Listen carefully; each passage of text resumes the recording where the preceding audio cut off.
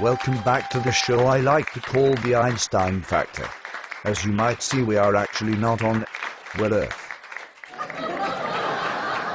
And our special guest today is the beautiful and Queen Elizabeth II. Thank you, it's an honor to be on the show again. Let's get started on those aims that are due in a week for 3D shapes.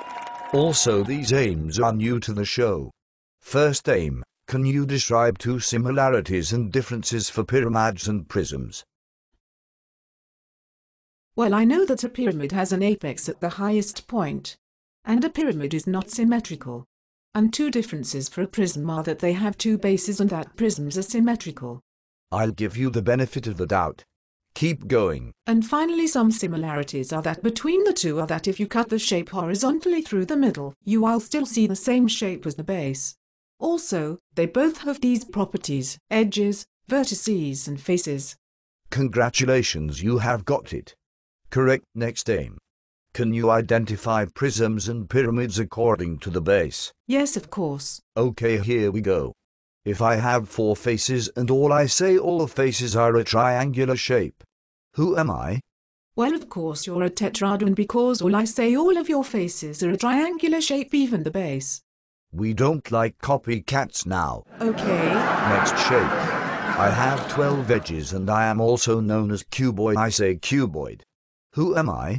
Easy peasy, you are a rectangular prism or a cuboid. I say cuboid. I hate this game. But I love it. Next aim, can you describe properties of some 3D shapes? Okay, I'm not so confident with this one. Identify the properties of a rectangular pyramid. A property is an apex, which is the highest point of any pyramid. Keep going. Another property is that it cannot roll anywhere. And finally, a property is that it has edges, vertices and faces. I like this game. Next aim, can you visualize a variety of nets for 3D shapes? You'll only have to do one. Okay, I'll describe a cube's net. Let's get started then. Well, firstly, it is only made up of squares in the net. On a piece of paper, there is a square. Then below it, there is another square that is the same size and joined to the one above it. I'm finding this interesting. Keep going. Then there is another two squares joined that are below the second square.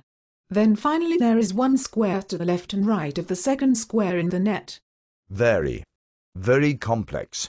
Give her a round of applause. Thank goodness I haven't learned that for years. Let's chat more aims. Okay. I think final aim, can you visualize a 3D shape from different views? Well, I think I can.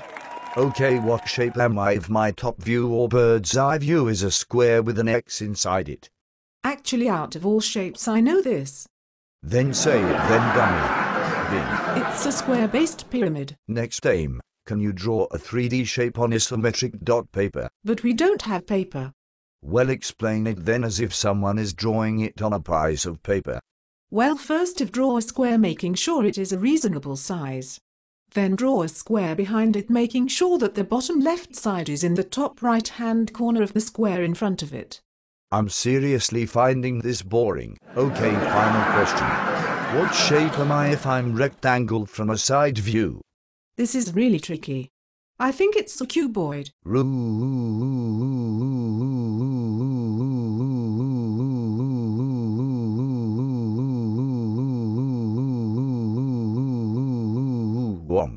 It is unfortunately a square-based prism. That sucks. Ha, ha, ha, ha, ha. As I say, Einstein always gets the last laugh. And on that bombshell we must end. Good night.